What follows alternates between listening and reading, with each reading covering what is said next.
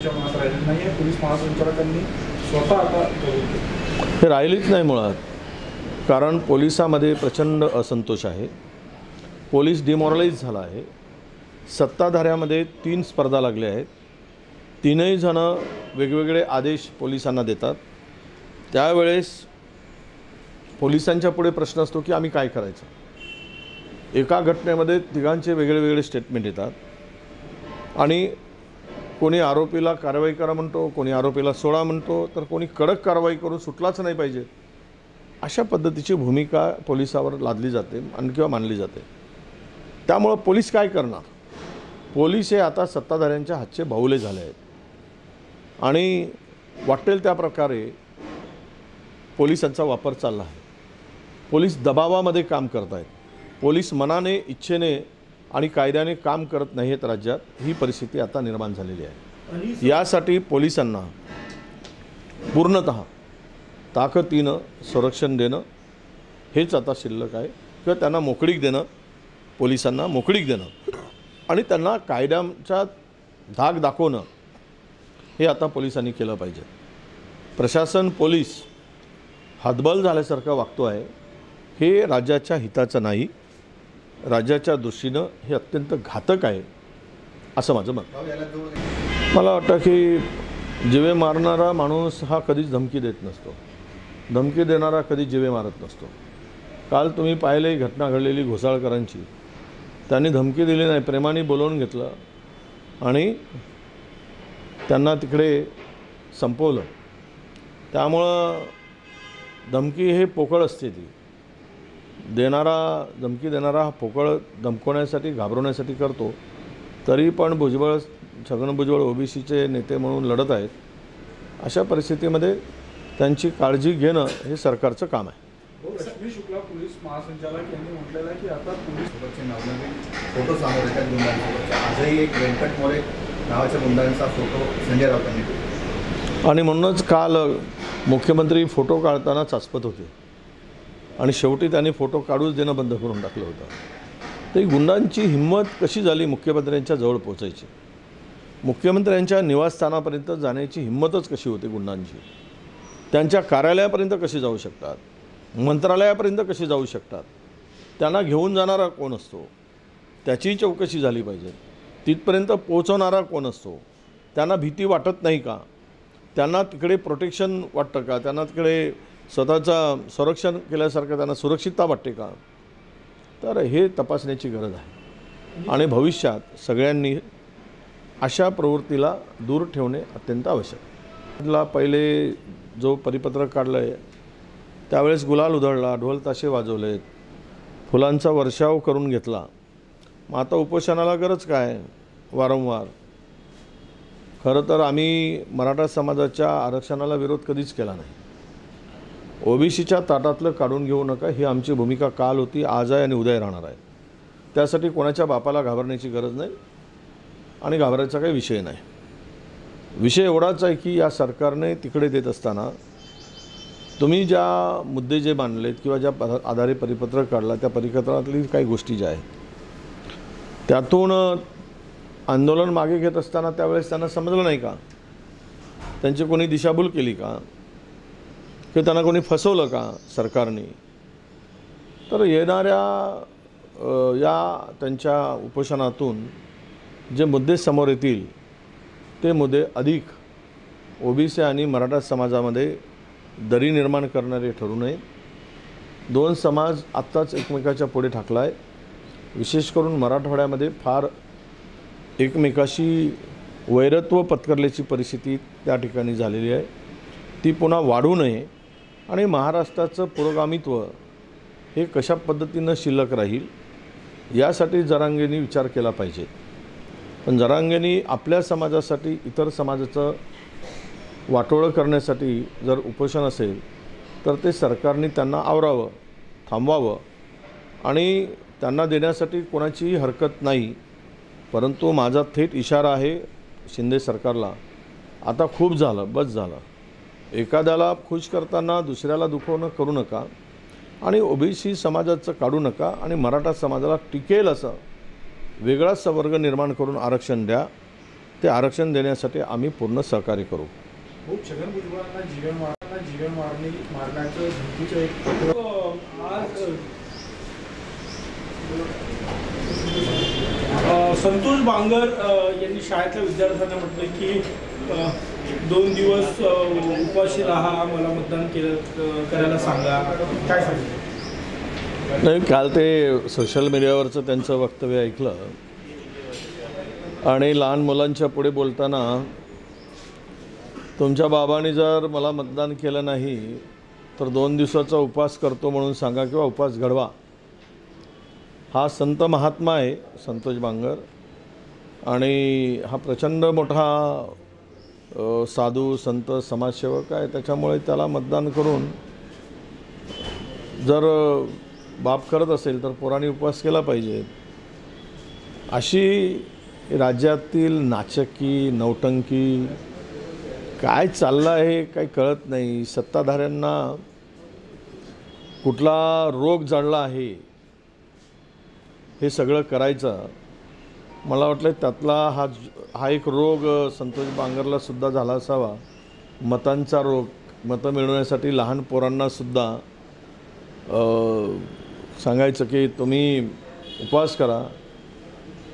म्हणजे शाळेच्या मुलांच्या पुढे लहान मुलांच्या पुढे पुढच्या पिढीला घडवत असताना जे मार्गदर्शन करायला पाहिजे त्यांच्या करिअरसाठी त्यांच्या भविष्यातील वाटचालीसाठी त्यांनी शिक्षणामध्ये आवड निर्माण होण्यासाठी ते न करता हा माणूस लहान पोरांच्या पुढे राजकारणाची भाषा बोलतो.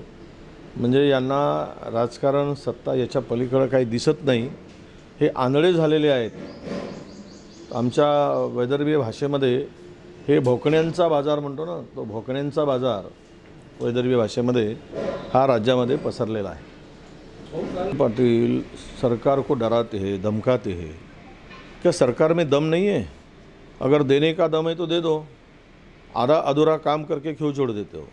और जरांगे बार बार ओबीसी के बारे में बात करते रहते हैं कि वो भुजबल और उनका क्या है वो देखते बैठे. पर उन्होंने कहा कि मंडल आयोग हम रद्द करने को लगाएंगे. मैं ये चैलेंज के साथ में कहूँगा कि मंडल आयोग ने जो सिफारिशें की, मंडल आयोग जो लागू हुआ, जरांगे और उनकी 7 पीढ़ियाँ भी आएगी तो भी वो मंडल आयोग को रद्द नहीं कर सकते. क्यों ऐसी गलत बातें जरांगे पाटिल आजकल कर रहे हैं? वो जो परिपत्रक निकाला था तब उन्होंने बड़े ढोल ताशे गुलाल का जल्लोष बनाया. अब वो फिर से उपोषण को बैठ रहे. तो इनको क्या सरकार ने गुमराह किया था? इनको सरकार ने फंसाया था? ये सवाल खड़ा होता है. अब सवाल यह है कि उपोषण करके अगर कोई साध्य करना चाहते तो हम आज भी कहते हैं कि मराठा समाज को अलग से आरक्षण मिलना चाहिए, वो देनी चाहिए. सरकार के साथ हम खड़े हैं. और रहा दूसरा सवाल कि अगर उपोषण करके सरकार पे दबाव डालकर सरकार झुकती है तो इस राज्य का ओबीसी इस सरकार को माफ़ नहीं करेगा.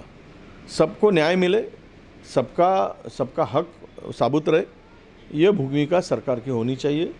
और हम लोग भी यही प्रयास कर रहे और हमारा भी काम यही है.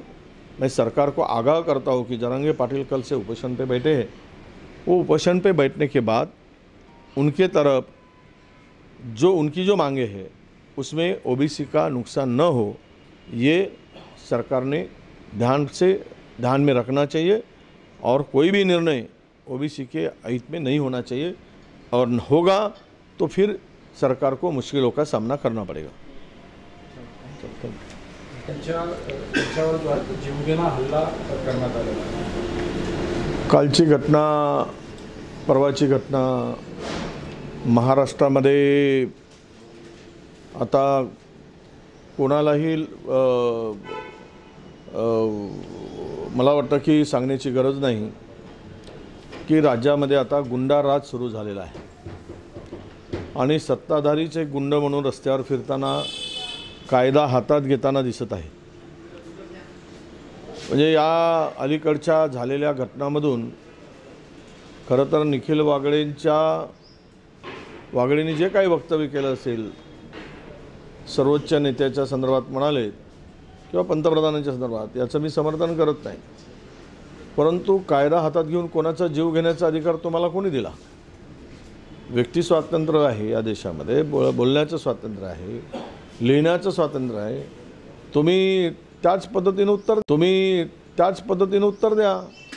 तुम्ही सभा घेऊन निखिल वागळेंच्या प्रश्नाचं भाषणाचं मुद्दे खोडून काढा, परंतु तुम्ही त्यांचा आवाजच दाबाल आणि त्यांना संपवण्याचा प्रयत्न कराल तर हा पुरोगामी महाराष्ट्र अशा प्रवृत्तीला येणाऱ्या काळात ठेचल्याशिवाय राहणार नाही, हा मला पूर्ण विश्वास आहे.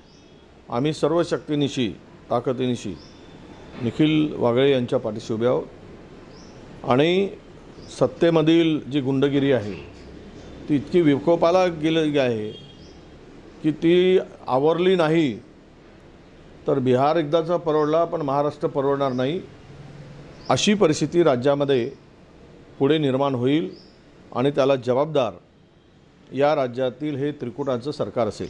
संविधानातील धर्मनिरपेक्ष आणि नावाची शिफारस केली आहे की त्यांना जागा मिळणार नाही, कोणाची काय करू देत, हे शेवट आघाडीच्या बैठकीमध्ये जो अंतिम निर्णय होईल, सर्व नेते म्हणून निर्णय घेतील, तो निर्णय सर्वांना मान्य राहील. हिंदी में जरांगे ये शुरू हो रहा है राष्ट्रवादीच्या वाटेवर आहे दादा गटाच्या. बाबा सिद्दीकीनंतर आता अनिस अहमद पण याच्या वाटेवर आहे. काँग्रेसमध्ये नेमकं काय सुरू असतं? नाही, मला वाटतं की अनिस अहमदच्या संदर्भात एक वेगळी अफवा पसरवली जाते, कारण त्या सगळ्यामध्ये अनिस अहमद आता आम्हाला दिसत आहे. त्यांच्याकडे त्यांनी कुठलीही आता नाराजी काही आणि दर्शवली नाही आणि ते असा विषय करू शकत नाही, ते जाऊ शकत नाही, हा आम्हाला विश्वास आहे. रामटेक लोकसभा संदर्भात एकीकडे काँग्रेसचा दावा आहे, शिवसेना आता राष्ट्रवादीने ठराव पारित केलेला आहे आणि करण्यासाठी सुब्रमण्यम स्वामी आणि सर्वोच्च न्यायालयात याचिका केलेली आहे. सुब्रमण्यम स्वामींनी याचिका केल्याचे मला काल मी एका पोस्टवर वाचलेलं आहे आणि त्यातील संविधानातील घटनेतील जो शब्द आहे तो वगळावा अशी त्याची मागणी असल्याची पुढे आलेलं आहे. खरं तर देश हा, कुठलाही देश हा सर्व धर्माचा समान आदर करूनच पुढे गेलेला आहे आणि म्हणून कल्पना मुळात देशाच्या स्वातंत्र्यानंतर परमपूज्य डॉक्टर बाबासाहेबांनी तीच मांडली. काँग्रेसची सुद्धा भावना तीच होती आणि म्हणूनच ते संविधानातून उमटलं. अशा स्थितीमध्ये या राज्यात, या देशातील सर्व धर्मसमभाव नष्ट करणं आणि या देशामध्ये धार्मिक तेढ निर्माण करून हिंदू राष्ट्र निर्माण करण्यासाठी कदाचित त्यांचं लोकांना फसवण्यासाठी हे स्वप्न असावं. हिंदू राष्ट्र निर्मिती करून देशाला तुम्ही पुढं नेऊ शकत नाही. धार्मिकतेच्या आधारावर देश पुढे जाणार नाही. धर्माचा आधार करणं, हिंदू धर्म असू देत किंवा कुठलाही धर्म असू देत, त्या धर्माचा आदर करून तो त्या ठिकाणी असावा, पण तो राजकारणात नसावा.